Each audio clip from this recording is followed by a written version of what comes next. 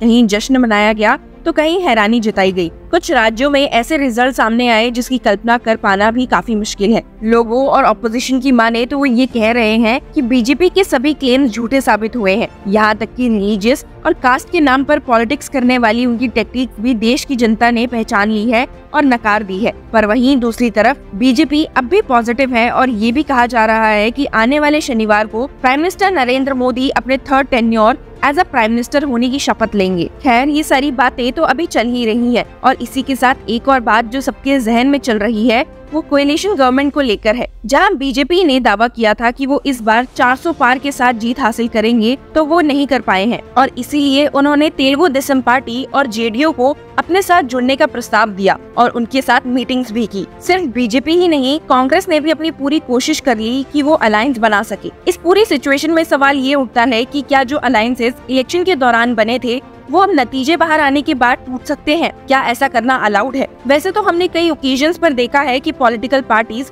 Results declare होने के बाद भी अपने अलायंसेस ब्रेक करती है, क्योंकि प्री इलेक्शन अलायंसेस अपने जीतने और वोट्स गेन करने के इरादे से फॉर्म किए जाते हैं। These alliances are not legally binding. अब पोस्ट इलेक्शन सिनेरियोज में हो सकता है कि कुछ पॉलिटिकल डायनामिक्स में बदलाव हो जाए because of differences in policy और ideology, power sharing disputes, internal party pressure, public और वोटर सेंटिमेंट्स या फिर स्ट्रेटेजिक रीपोजिशनिंग की वजह से। ऐसे में कभी कभी पार्टीज अपने अलायंसेस तोड़ देती है to reposition themselves for future elections or to align with a more favorable और stronger partner। जहां एक तरफ अलायंस को ब्रेक करना काफी पॉलिटिकली कॉम्प्लेक्स हो सकता है, इसके गवर्नेंस और एडमिनिस्ट्रेशन की स्टेबिलिटी पर भी इसका असर पड़ सकता है। आप जरूर सोच रहे होंगे कि क्या इसके कोई लीगल ग्राउंड्स हैं जो इस सिनेरियो को गवर्न कर सके, या फिर क्या देश में ऐसा पहले हुआ है जो इस लोकसभा इलेक्शंस में देखने को मिल रहा है। तो आपके इन सभी सवालों को क्लियर करते हुए मैं बता दूं कि इंडिया में कोई ऐसे स्पेसिफिक लॉज नहीं है जो पोस्ट इलेक्शन पर पॉलिटिकल अलायंसेस के ब्रेक को गवर्न करे, क्योंकि ये अलायंसेस सिर्फ और सिर्फ पॉलिटिकल कंसिडरेशंस की वजह से ड्रिवन होती है,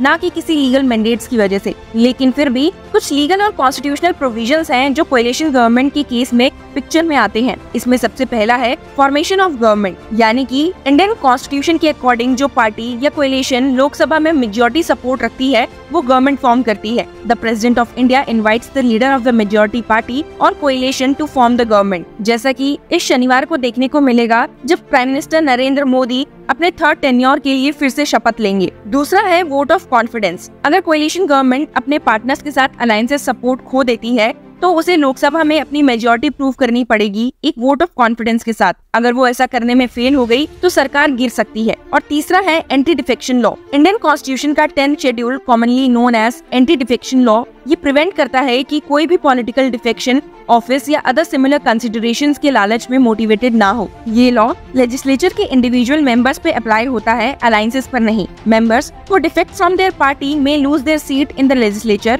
unless a merger of parties occurs as per the provisions of this law। ये सब तो थी कॉन्स्टिट्यूशनल प्रोविजंस की बातें। अगर हम बात करें कि इसके लीगल और पॉलिटिकल इम्प्लीकेशंस क्या होंगे, तो ऐसे केस में गवर्नर और प्रेसिडेंट का भी एक इम्पोर्टेंट रोल होता है। स्टेट्स में गवर्नर्स और सेंटर में प्रेसिडेंट गवर्नमेंट की मेजॉरिटी लूज करने के इवेंट पर एक वोट ऑफ कॉन्फिडेंस कॉल करते हैं और फिर किसी और पार्टी या कोएलिशन गवर्नमेंट को फॉर्म करते हैं। सिर्फ प्रेसिडेंट ही नहीं, ऑपोजिशन पार्टीज भी नो कॉन्फिडेंस मोशन गवर्नमेंट के अगेंस्ट मूव कर सकती है। अगर मोशन पास हुआ तो गवर्नमेंट को रिजाइन करना पड़ सकता है। तो ये जो कोएलिशन या अलायंस की पार्टनरशिप है सिर्फ और सिर्फ ट्रस्ट और कॉपरेशन के बलबूते पर चलती है। इलेक्शन रिजल्ट आउट होने के बाद स्टेट में हमने कितने अलायंसेस को टूटते हुए देखा है, इसकी कुछ नोटेबल एग्जांपल्स हैं। 2019 में महाराष्ट्र में शिवसेना और BJP, 2019 Maharashtra legislative assembly elections में दोनों पार्टीज ने एज अलाइज पार्ट लिया और मेजॉरिटी के साथ जीत हासिल की, लेकिन बाद में चीफ मिनिस्टर पोजीशन के लिए दोनों में डिसएग्रीमेंट्स खड़े हो गए और शिवसेना ने चीफ मिनिस्टर टर्म में इक्वल शेयर की डिमांड की, जिस पर बीजेपी ने एग्री नहीं किया। आउटकम ये हुआ कि शिवसेना ने बीजेपी से अपनी अलायंस तोड़ ली और एनसीपी और आईएनसी के साथ मिलकर गवर्नमेंट फॉर्म की। ऐसा ही एक और सिनेरियो 2017 में जेडीयू और आरजेडी के बीच बिहार में देखने को मिला था। In the 2015 Bihar legislative assembly elections, the Janata Dal United formed an alliance with the Rashtriya Janata Dal (RJD) and the Indian National Congress (INC), defeating the BJP. But in 2017, differences emerged between JDU leader Nitish Kumar and RJD leader Lalu Prasad Yadav over corruption charges against Yadav's family member, which resulted in Nitish Kumar resigning and then reformed the government with the support of the BJP, breaking the alliance with the RJD and INC. बाकी examples की बात करें तो 2018 में Telugu Desam party and BJP in Andhra Pradesh, 2003 में Congress and BSP in Madhya Pradesh और 1999 में AIADMK and BJP in Tamil Nadu. ये सब वो सिनेरियोज है जब पार्टीज ने अपनी अलायंसेस को इलेक्शंस के बाद ब्रेक किया है। अब हमने पार्टीज के बीच स्टेट असेंबली इलेक्शंस के बाद इंस्टांसेस तो देख लिए, पर क्या आपको याद है कि ऐसा नेशनल लेवल में भी हुआ हो? तो आपकी जानकारी के लिए बता दूं कि ऐसे इंस्टांसेस नेशनल लेवल में भी हो चुके हैं, जहां पॉलिटिकल पार्टीज ने अलायंसेस ब्रेक किए हैं after the Lok Sabha election result. इसके कुछ नोटेबल एग्जांपल्स हैं। पहला, जनता party government in 1979। Janata party ने कई ऑपोजिशन पार्टीज के साथ मिलकर एक कोएलिशन बनाई थी, including the Bharatiya Janata Sangh, the socialist party, the Bharatiya Lok Dal and the Congress to defeat the Indian National Congress in the 1977 Lok Sabha elections. लेकिन इंटरनल डिफरेंसेस और ideology conflict, particularly between the Bharatiya Janata Sangh, the precursor to the BJP members and other socialist factions को लेकर उनमें friction पैदा हो गया और नतीजा ये हुआ कि 1979 में कोएलिशन गिर गई, जिसके बाद प्राइम मिनिस्टर मोरारजी देसाई को प्राइम मिनिस्टर पोस्ट से रिजाइन करना पड़ा। इसके बाद देश में 1980 में फ्रेश इलेक्शंस हुए, which brought Indira Gandhi and the Congress back to power. दूसरा एग्जांपल है National Democratic Alliance and AIADMK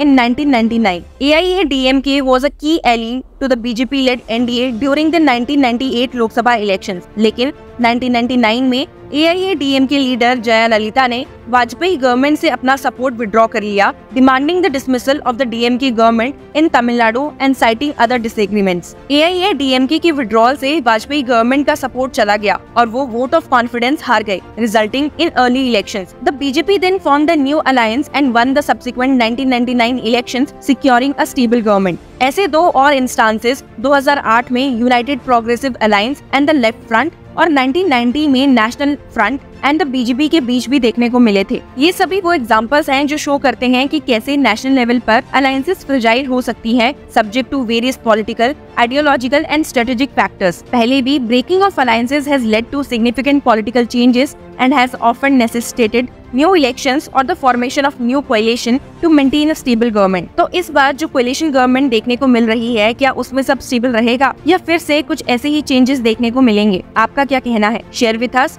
and keep following law chakra for more such legal analysis and legal news।